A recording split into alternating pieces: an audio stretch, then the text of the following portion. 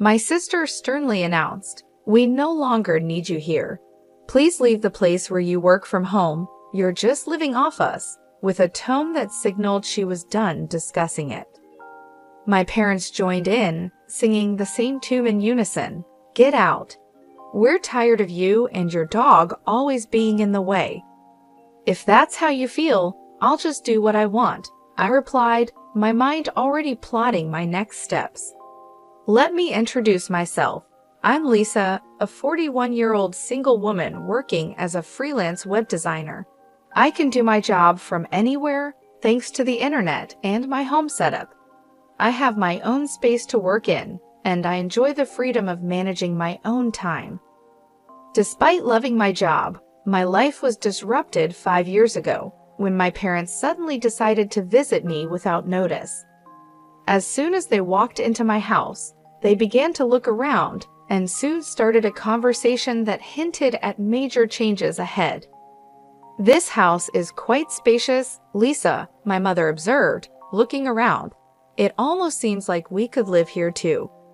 "And there's even a spare room," my father added. "It seems a waste for Lisa to live in such a big house all by herself." Without asking me, my parents had made up their minds in their typical manner. They seemed to think moving in with me was settled without even considering what I might want. I had never planned to live with them, and I made my position very clear. "Hold on a moment, I have no desire to live with you," I said, puzzled by their assumption. "What are you even suggesting?" My father's face flushed red with anger as he sharply retorted, "You've taken over this house, claiming it was from your Uncle Michael, and you're trying to claim it as your own. There's a limit to how low you can go." I tried to set the record straight. I didn't take it over. I had a proper discussion with Uncle Michael, and he willingly transferred it to me, I explained. Despite my protests, my parents had already decided to move in. They insisted, "Our old house is falling apart, and it's no longer suitable for us to live there." Given that my mother didn't work and my father's income wasn't enough to cover major repairs, they saw no other option but to move into the house I had inherited from my Uncle Michael. Faced with their difficult situation, I couldn't just leave them homeless, so I reluctantly agreed to let them move in. Once they settled in, however, they didn't hesitate to make sarcastic remarks. "Hey Lisa, you're already in your 40s, aren't you? Don't you have any plans of getting married?" They would taunt, always pointing out my single status. I find great satisfaction in my work and am truly content with my life. Yet the people around me often express concerns about my relationship prospects. They suggest that I should follow in my sister's footsteps, who has taken a different path in life. Contrary to their expectations, my sister's married life has faced its own challenges. Nevertheless, I remain unfazed, reassuring them that I'm perfectly fine with how things are. It was during one such discussion that my mother, who had been eavesdropping, decided to butt in. "Hey, don't speak ill of your sister like that. Unlike you, she's married and even has a stable job at a company," she interrupted.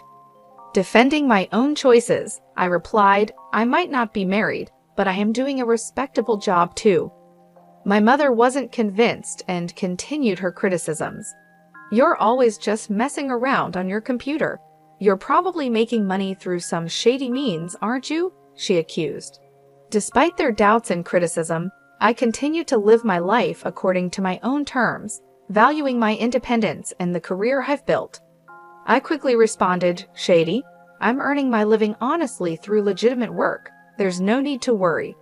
My mother was not pleased with my reply and scolded me sharply, "How dare you talk back to your mother? You really are the complete opposite of your sister." This constant comparison of me to my sister by our parents was something I had become used to. While my sister worked a temporary office job, I had chosen a different path that allowed me to work from home. Although I knew our parents' generation might not fully understand the concept of remote work, it still hurt to be consistently belittled.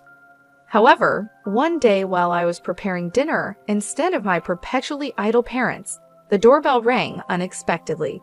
To my surprise, it was my sister Carol, burdened with a massive amount of luggage. "Hub, Carol, what's going on? It's been a while," I greeted her, taken aback by her sudden appearance. "This is sudden, but I'll be living in this house from today," Carol replied with urgency. Baffled, I blurted out, "Living here from today? I didn't hear anything about this." Carol explained, "Didn't Mom and Dad tell you? I got divorced, so I'll be counting on you from today." Despite my initial shock, I tried to maintain a welcoming demeanor. Ignoring my startled reaction, Carol trudged upstairs and promptly claimed an empty room as her own. My parents sided with her, and I found myself powerless to object. From that moment on, my stress levels began to rise. Carol, after her divorce, had quit her job and spent her days speaking ill of me with our mother. "Hey Mom, isn't this dress cute?" Carol would ask, showing off her latest shopping find. "Oh yes indeed, Carol. You're so pretty, it will definitely suit you," our mother would respond enthusiastically. Then Carol would turn to me and remark, "Do you think so too? It's totally not something Lisa would wear, right?" Unable to escape their critical gaze, I continued to live my life without reacting to their taunts. Despite the desire to retaliate, I realized that it would only play into their hands. So I remained steadfast and unresponsive to their attempts to provoke me. One fine day, I knew I had to stay strong and keep focusing on my own happiness, regardless of the negativity around me. I found myself in a truly heartwarming situation when one of my closest friends became the proud owner of a litter of 4 adorable puppies. This significant event sparked a series of changes that would enrich my life tremendously. The moment I saw those precious pups, I felt a deep connection.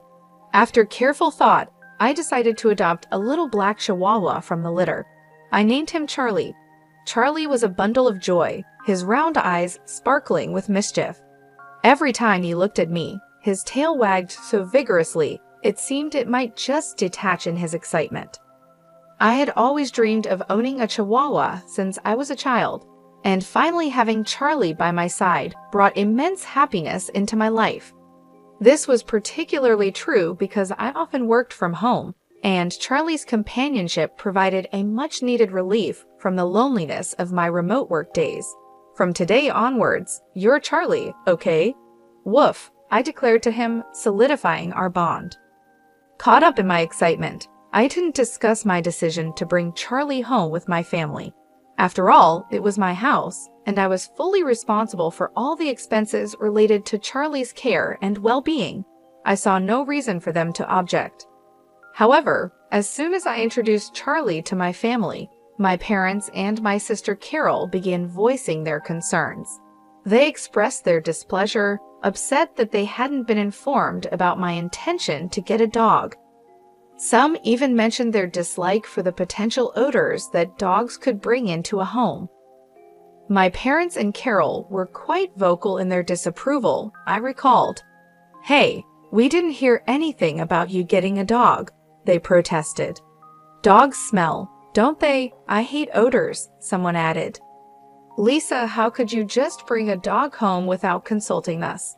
They continued to scold me. Despite their complaints, I stood my ground and firmly defended my decision. It's my house, and I decided that Charlie and I needed each other. His presence here is a source of joy, not a cause for complaints, I asserted. I was prepared to show them that Charlie's presence was a blessing, hoping they would soon see him as I did. I explained to them that Charlie wasn't some random street dog. He was a gift from a friend. I also emphasized that I was the one covering all the expenses for Charlie's care and maintenance, so they really had no grounds to complain. "What I choose to keep in my house is my business," I added firmly. "If you have any complaints, you're free to leave." Initially, their annoyance was clear. They were visibly frustrated and upset. However, within just a few hours, a miraculous change occurred. Charlie's undeniable cuteness completely won them over. They couldn't stop doting on him, playfully asking, "Aren't you cute? Are you mummies, daddies, or are you sissies?" Look over here, sweetheart." It was as though their frustration had just evaporated into thin air. My entire family had fallen head over heels in love with Charlie, and his presence managed to bring about a remarkable transformation in their attitudes. From that point on, our home was filled with constant adoration for Charlie. Thanks to him, the previous hostility directed towards me began to fade, and I was able to enjoy relatively calm and harmonious days with my family. However, as life tends to go, a disruptive event occurred one day that broke the peace we had come to enjoy.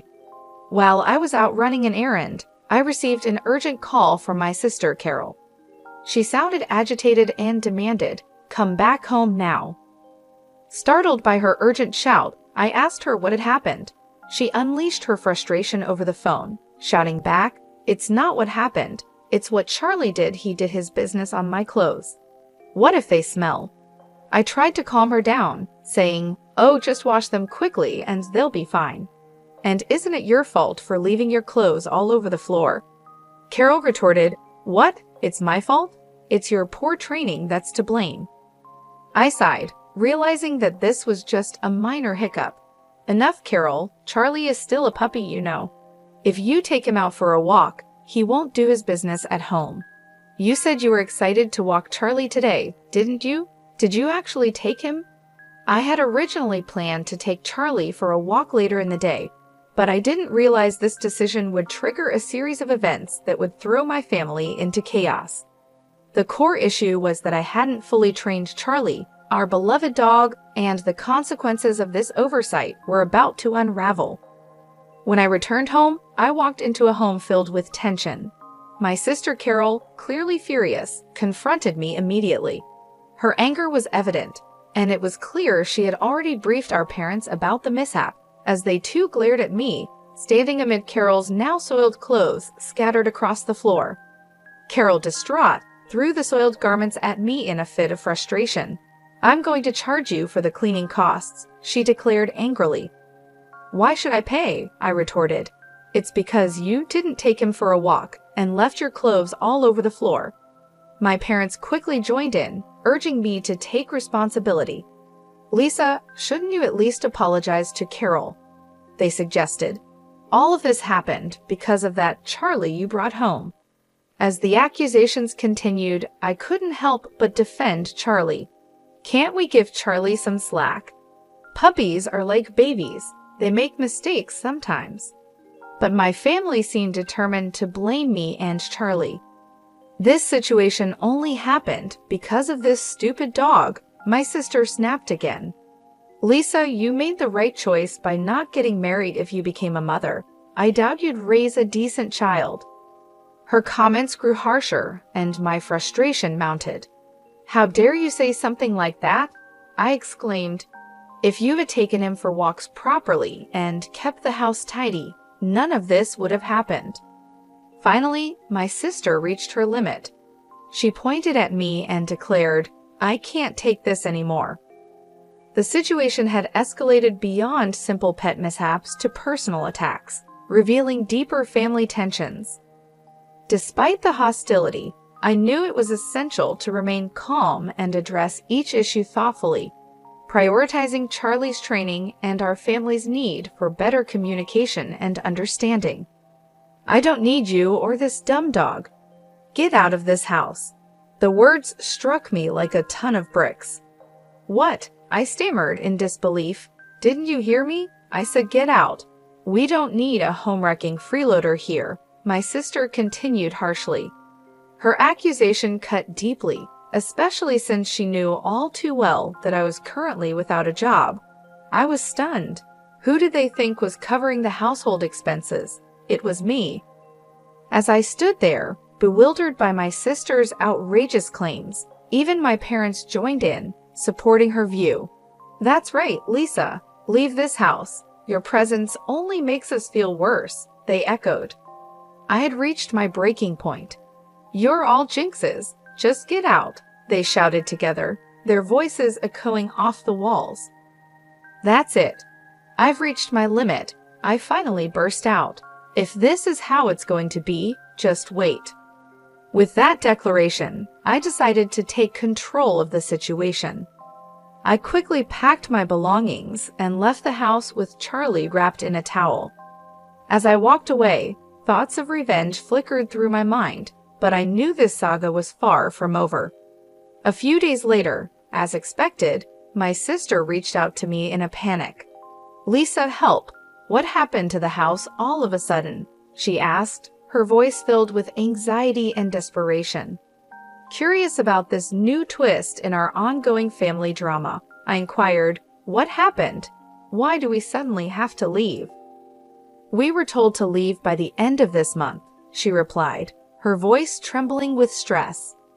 The realization hit me hard, and I couldn't help but wonder if this was the universe's way of teaching my family a lesson about compassion and understanding. "Ah, so what's the problem here? Why do we suddenly have to leave?" Carol's voice quivered as she struggled to grasp the situation. "I've made the decision to sell the house," I told her firmly. I stated calmly, and Carol froze, disbelief clear in her trembling voice. "What do you mean you've decided to sell it? You don't have the authority," she stammered. "A month ago, the house officially became mine, a fact I had kept to myself until now," I explained. "Yes, I received the house from Uncle Michael, and the title is in my name," I revealed, causing Carol to react with shock. "You're kidding, right?" Her skepticism was evident. "Even if the title was transferred to you by Uncle Michael, you can't just sell it like that," she argued.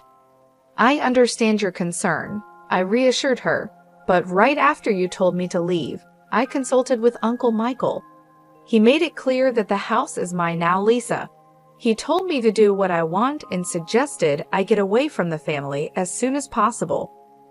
Carol was taken aback, struggling to process this unexpected revelation. "What? No way," she muttered.